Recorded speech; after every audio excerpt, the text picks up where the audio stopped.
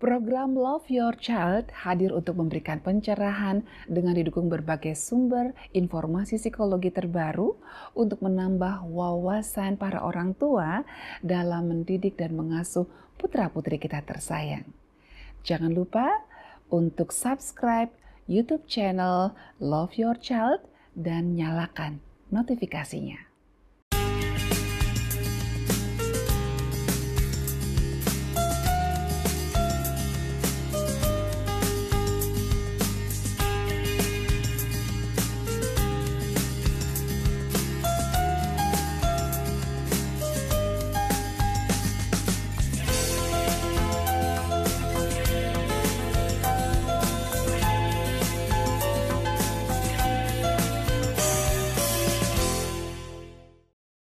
Shalom pemirsa, kembali kita boleh berjumpa di program Love Your Child.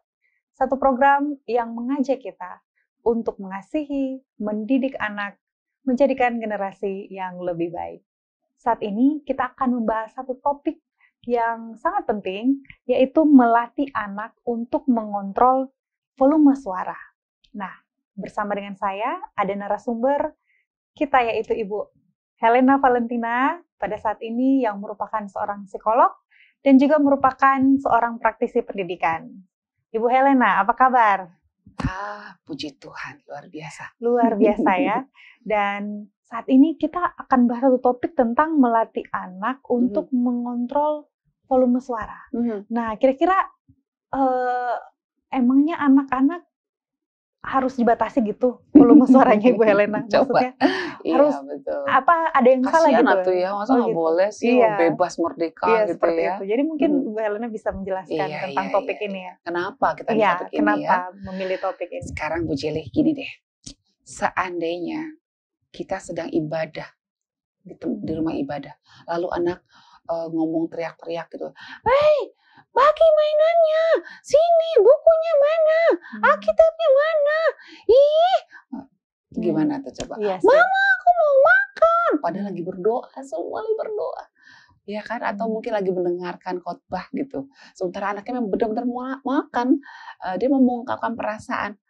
Tapi dengan suara yang seperti itu, bagaimana coba? Iya, terganggu sih sekitarnya Ibu Helena. Iya, dan mamanya kira-kira bahagia atau malu tuh? Iya, malu sekaligus geram ya. Itu sebabnya kan, jadi berarti perlu ya. Iya, perlu untuk dilatih bagaimana supaya anak-anak tahu volume suara yang level mana yang harus digunakan pada saat dia di satu tempat dan atau di tempat yang situasi lain. tertentu juga ya. Dan sebenarnya bukan soal suara saja sih. Ketika kita mengajarkan tentang bagaimana menggunakan volume suara yang tepat, itu sebenarnya kita sedang mengajarkan juga tentang pengendalian diri. Dan juga sedang mengajarkan hal kedua, yaitu menunjukkan perilaku yang benar dan yang kurang tepat gitu, ya kan?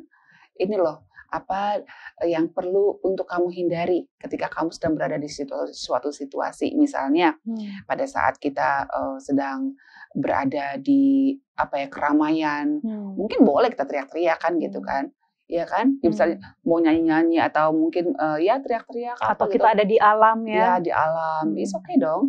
Tapi kalau kita misalnya berada di rumah jompo, ya kan, atau di rumah kakek nenek yang sedang tidur, kita mungkin ada pembicaraan dengan orang tua atau adik kakak, ngobrol, nonton TV, apa boleh kita teriak-teriak? Padahal kita tahu loh nenek kakeknya lagi tidur, ini jam 11 malam loh ini, gitu kan. Jadi harus bersikap seperti apa? Ya, terus kemudian juga mungkin di tempat ya orang yang sedang berduka, ya kan, boleh tidak kita teriak-teriak atau ngomong ketawa-ketawa, terbahak-bahak seperti itu kan. Sebenarnya itu bukan hal yang bukan hal yang dosa gitu kan. Kalau anak-anak tuh ngomong teriak-teriak gitu nggak dosa loh, nggak ada tulisan dosa. Tapi kan itu tidak sesuai dengan norma lah ya. Norma dan tidak sesuai dengan kebutuhan dari orang-orang yang ada di sekitar kita. Kalau kita sedang berduka, sedang nangis, orang teriak-teriak juga kan sedih ya. Kok gitu sih gitu kan. Nah, jadi akan terlihat anak-anak yang dilatih untuk menghargai orang lain dan yang tidak pernah dilatih akan kelihatan itu. Pertama itu bisa langsung terlihat dari suaranya ya. Bagaimana dia memposisikan nada suaranya. Nah, itu juga menggambarkan kesopanan dia, pengendalian dirinya tadi yang seperti Bu Helena bilang ya. Jadi bukan sekedar untuk mengukur kemampuan dia menggunakan suara yang keras, sedang, dan pelan saja, bukan. Tapi itu tadi ya, belajar untuk mengendalikan diri, belajar untuk mengetahui mana yang sesuai norma, mana yang tidak. Kenapa kita perlu ikuti norma sih? Ya, kan kita mau anak kita diterima oleh lingkungan, iya nggak sih? Bayangkan kalau anak-anak kita akhirnya dijauhi oleh lingkungan kita. Jangan deket-deket dia, jangan undang dia, pusing kita, ntar rumah kita jadi kacau balau, berisik. Tahu nggak sih, itu anak-anak mereka berisik, sedih kan? Iya, dan itu kan? Pendidikan yang memang harus dari kecil ya diajarkan. Ya, betul. Karena, silakan. Jadi sejak kecil, sejak dini, sehingga dia sudah terbiasa ya, Bu Jelly. Sampai besar dia akan jadi orang yang secara tidak langsung tahu sopan santun, secara tidak langsung. Dan kunci utamanya adalah pengulangan. Jadi jangan pernah nanti orang tua bilang gini, saya udah ajarin kalau di gereja nggak boleh berisik. Berapa kali ngajarinnya? Iya, harus berulang-ulang. Iya, harus ada pengulangan. Karena apalagi kalau dia sudah terbiasa mendengar orang-orang di sekitarnya itu terbiasa menggunakan suara-suara yang keras, tidak terkontrol, ya kan? Atau jangan-jangan orang tuanya juga terbiasa nih teriak-teriak di rumah gitu kan. Lalu sekarang mau berubah. Ya, susah ya buat memang perlu pengulangan. pengulangan. Terus mama tempo hari juga teriak-teriak. Maafkan mama ya nak, mama salah. Iya, langsung bilang ya. Iya, mama salah ternyata. Karena apa? Di rumah itu kan kita perlu ketenangan kan. Tetangga-tetangga bisa dengar loh kalau kita teriak-teriak. Mama salah nak, tempo hari mama sudah keliru. Mama nggak melakukan lagi. Bisa bantu mami ya, supaya mama juga bisa tidak lakukan lagi. Oke? Tos lu nak, tos. Walaupun mungkin kan. Untuk tempat-tempat tertentu ada tantangan nih, Bu Helena. Karena kan kalau orang yang katanya tinggal di dekat bandara atau orang yang tinggal dekat laut gitu kan biasanya suaranya lebih kencang. Ya, lebih kencang. Mungkin ya itu tantangan tersendiri ya. Tergantung lagi lewat apa enggak sih. Kalau nggak lewat sih sebaiknya digunakan suara yang pelan gitu. Nah, ini memang perlu kita juga tekankan bahwa jangan gunakan istilah suara di dalam ruangan dan suara di luar ruangan. Karena kalau ngomong suara dalam ruangan susah juga ya. Kita kan kadang-kadang juga suka ke mall gitu kan. Di mana di situ ada tempat bermain kan gitu kan. Playground untuk anak-anak main permainan-permainan yang ada di situ. Tentu saja kan suaranya bisa keras. Nggak harus dalam ruangan itu pelan ya kan? Iya, betul sekali. Baik, Ibu Helena, kita akan tetap membahasnya. Untuk pemirsa tetap bersama kami di Love Your Child.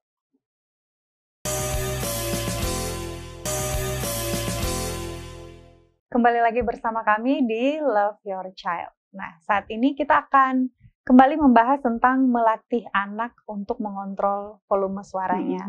Nah, kalau tadi kita sudah dengar ya dari Ibu Helena, dan mungkin yang menjadi pertanyaan kan, kapan nih Bu Helena untuk anak-anak itu contoh di dalam situasi itu dia bisa bersuara keras. Terus mungkin ada pertanyaan selanjutnya, bagaimana kalau volume suara yang keras itu karena budaya di sekitar? Wah, Jelly. Bu Jelly ini memang dari Manado biasa keras ya. Kami biasa volume suaranya agak tinggi gitu. Iya sih, memang sih saya dengar juga di tempat asal saya di Sumatera Utara juga begitu ya. Karena mungkin jarak dari satu rumah ke rumah yang lain tuh jauh dan ada bukit-bukit seperti itu. Jadi kalau nggak kenceng manggilnya nggak kedengeran. Kayak nggak gitu. Bicara gitu. Jadi karena udah terbiasa di luar ruangan teriak-teriak, akhirnya masuk ke rumah juga teriak-teriak. Ya padahal sebetulnya nggak usah setinggi itu, volumenya juga udah kedengeran gitu kan. Nah tapi kita memang perlu sesuaikan juga dengan budaya sih. Artinya saya percaya sekenceng-kencengnya suara pada satu budaya, tentu saja ketika berbicara seperti ini loh, Nih Bu Jelly dengan saya seperti ini, kan kita nggak perlu suara keras banget gitu kan. Akan tetap Ala Bu terdengar. Jelly nggak usah gitu kan. Jadi kita nggak usah gitu kan. Iya kan Bu Jelly, Bu Iya. Jelly bisa kan. Jadi bisa mendengar walaupun suara saya tidak setinggi ketika saya berada di luar sana gitu kan. Nah jadi memang ya perlu disesuaikan dan perlu dilihat juga kondisinya. Jadi anak-anak yang pasti perlu diajarkan bagaimana mengeluarkan suara yang pelan, suara yang sedang, dan suara yang keras. Itu perlu dilatih. Jangan sampai karena budaya suaranya keras, ya dia hanya bisa suara keras doang. Waduh, ini mah radio rusak dong. Iya. Ya kan udah bedol ini berarti ini. Nggak bisa dipelenin. Ngeri banget ya kita kalau bawa mobil terus itu radionya hanya bisa suara keras. Waduh, pegang nih kupingnya kan. Jadi saya terus terang pernah ketemu dengan orang seperti ini. Nggak bisa suara pelan, harus keras. Karena katanya udah terbiasa gitu. Saya bilang nggak mungkin lah, pasti bisa. Hanya saja mungkin itu perlu dibiasakan. Nah, makanya memang perlu ada contoh sih. Perlu ada contoh yang bisa dia tiru seperti itu. Saya ada permainan loh. Ada permainan ya. ya. Jadi mungkin buat anak-anak akan seneng kalau mengajarkan bagaimana menggunakan volume suara yang pelan, sedang, dan keras itu dengan permainan gitu. Misalnya kalau keras mah gampang ya, kita ajak keluar aja. Terus main bola gitu kan. Ayo nak, kita main ya. Ayo jaga sana, ayo gol ya. Udah selesai, pulang, kita ngobrol. Tadi kita suaranya keras-keras ya. Terus waktu kamu main dengan teman-teman kamu ada yang tersinggung nggak? Enggak ya kan? Iya, tapi kalau misalnya kita di dalam rumah nih, ini misalnya saya ngomong sama kamu nak, mami ngomong sama kamu, ya jadi gimana? Hah? Itu gimana nak? Kira-kira kamu akan merasa gimana? Nyaman nggak? Enggak lah mami. Jadi harusnya seperti apa ya? Nah kadang-kadang ada saatnya kita perlu berbisik. Contohnya ketika misalnya dalam satu ruangan itu, ada banyak orang yang sedang konsentrasi memperhatikan seminar atau di kelas barangkali. Tapi kita juga ada hal yang penting kita mau sampaikan dengan sebelah kita. Kita perlu gunakan suara semut pelan. Suara semut lagi, suara kecil, suara yang pelan. Nah, kita latihan ya. Sekarang kita latihan pakai suara pelan sekali, seperti suara semut gitu. Nah, ini mungkin anak yang sudah bisa baca gitu ya. Oke, aku anggap aja Bu Jelly anak saya ya. Jelly. Iya, Mama. Coba di sini nih, Mama ada kertas. Nah, ibu-ibu bisa bikin seperti ini. Jadi di dalam kertas ini nanti ada tulisan dan kita akan baca dengan suara yang sangat-sangat pelan. Gitu ya. Oke, sekarang Jelly dulu atau Mama dulu? Oke, Jelly dulu lah. Ya, oke. Suaranya yang pelan ya. Sangat pelan. Di sungai. Oke. Sekarang Mama ya. Oke, Mama mau baca pelan-pelan sekali. Pelan, bukanya juga pelan-pelan. Mandi. Ada dua lagi Jelly. Coba baca ya. Oh yang ini ya. Coba bacanya. Kayaknya pelan-pelan ya. Oke. Bisa terbaca. Goda.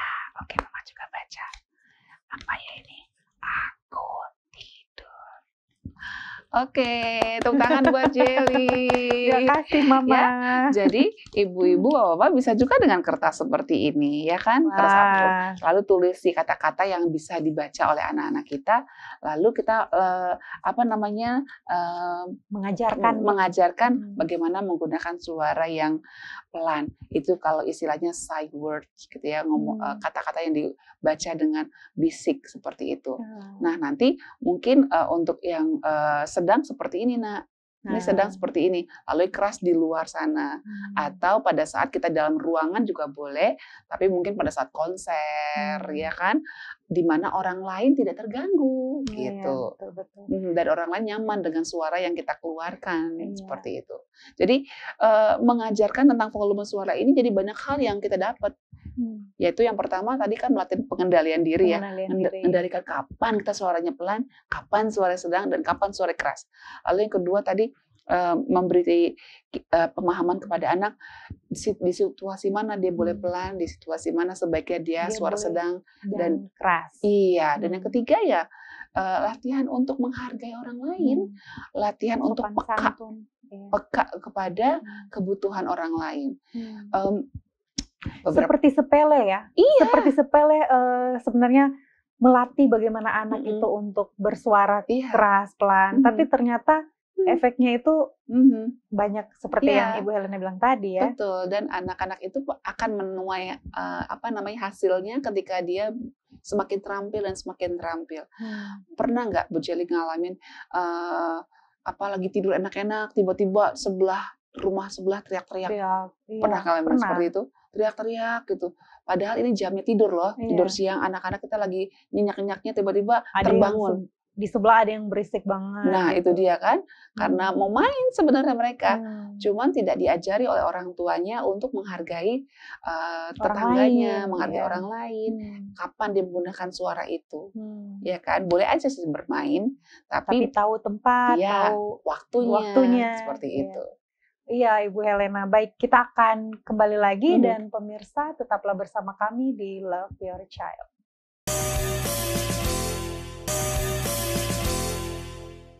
Masih bersama dengan kami di Love Your Child dan kita masih membahas seputar tentang melatih anak untuk mengontrol volume suaranya.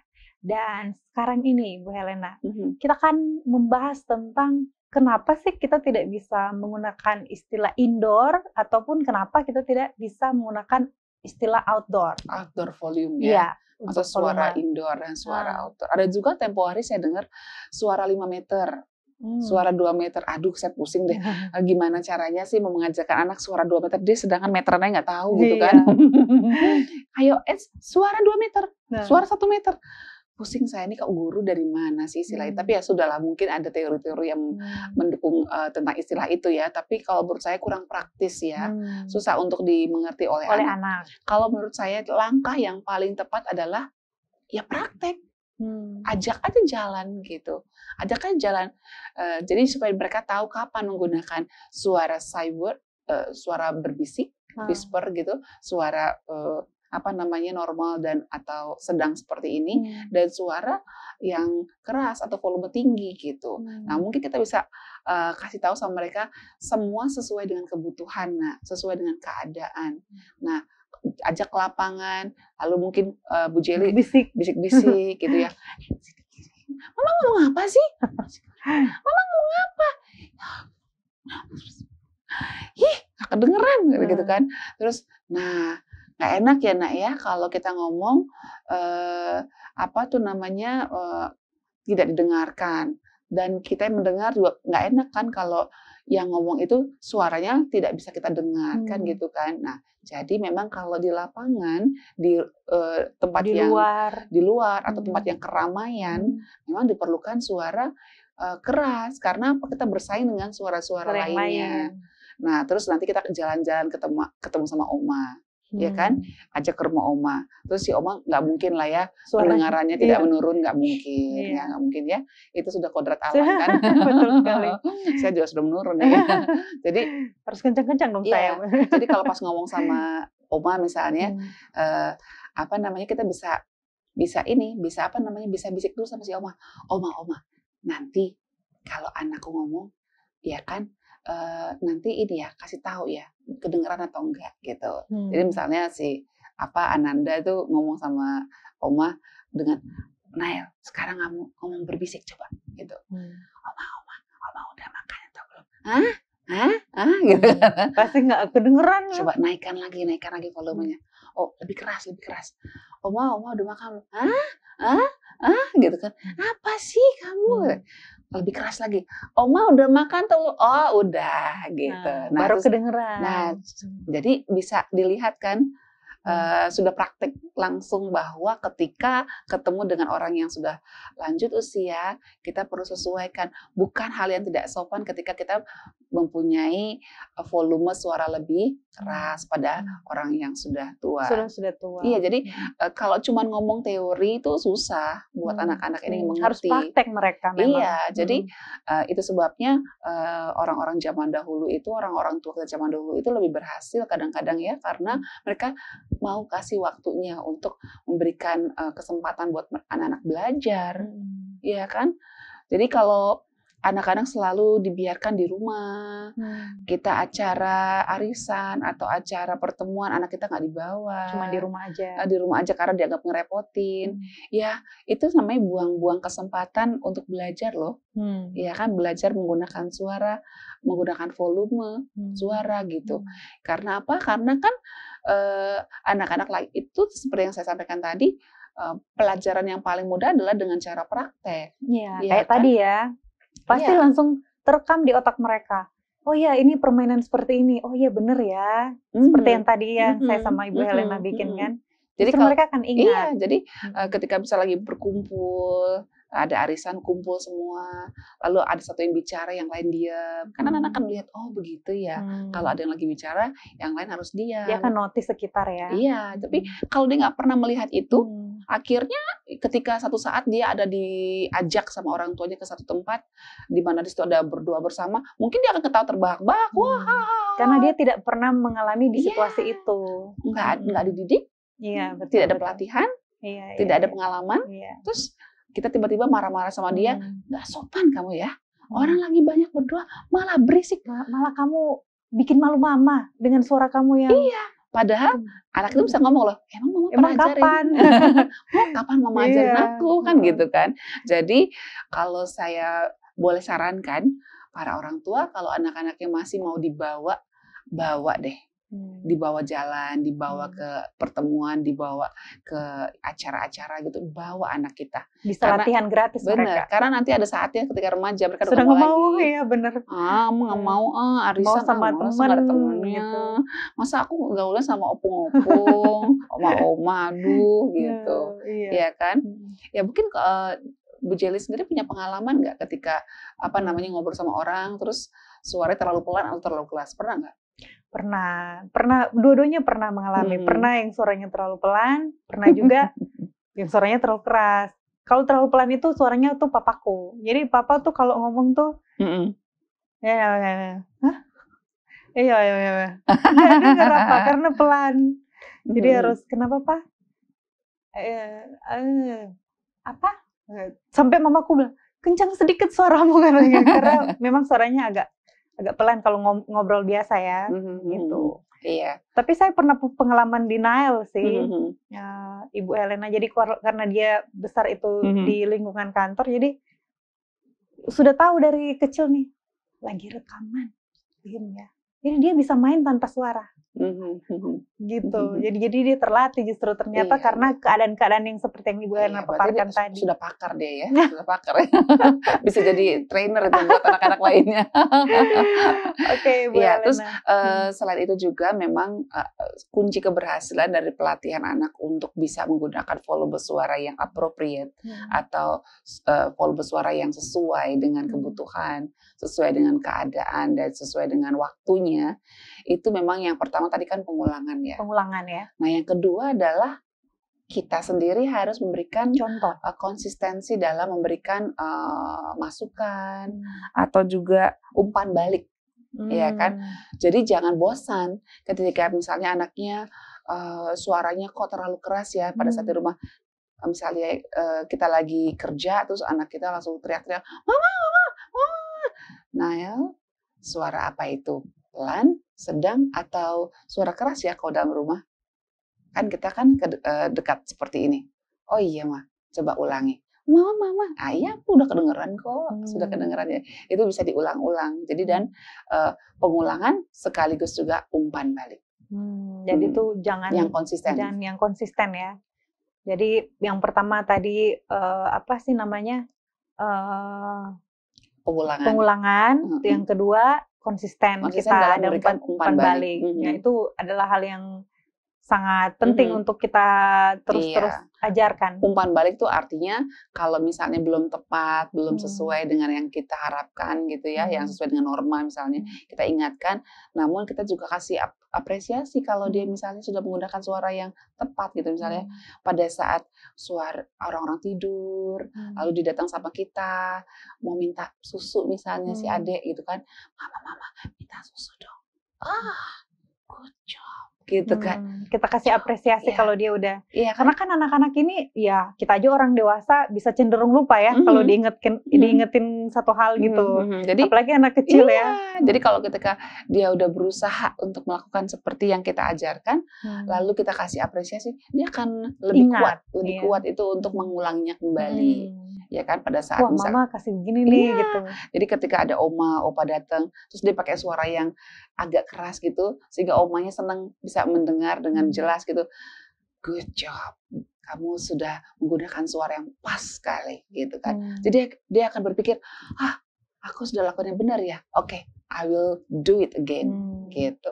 Pasti berhasil. Lambat laun malah dia tidak sadar ketika dia dewasa dia menjadi seorang yang penuh pengendalian diri, seorang yang sopan dari hal yang kita anggap cuman suara doang gitu ya. Justru ada banyak hal penting yang bisa dipelajari dari pelajaran ini. Jadi jangan terbiasa teriak-teriak gitu. Iya, cuma satu suara doang. Tapi ada suara yang pelan, ada yang sedang, dan ada juga yang harus kita tinggi suaranya. Dan mungkin itu pembahasan atau ada lagi tambahan dari Ibu Helena? Iya, mungkin buat Bapak Ibu di rumah perlu untuk memperhatikan bahwa masalah volume suara itu bisa menentukan anak-anak kita akan diterima oleh lingkungan atau justru ditolak. Karena itu, mari jangan bosan untuk mengulang-ulangi dan juga konsisten memberikan umpan balik dalam mendidik anak-anak kita menggunakan suaranya dengan volume yang tepat sesuai kebutuhan. Oke, baik Ibu Helena, terima kasih banyak untuk pembahasan kita pada hari ini. Kita yakin dan percaya pemirsa juga yang ada di rumah sudah terberkati dan mendapatkan pelajaran yang sungguh baik saat ini. Oke pemirsa, kita akan ketemu lagi di episode Love Your Child berikutnya. Tetaplah bersama kami di Hope Channel Indonesia, televisi yang mengubah hidup Anda. Dan Tuhan memberkati.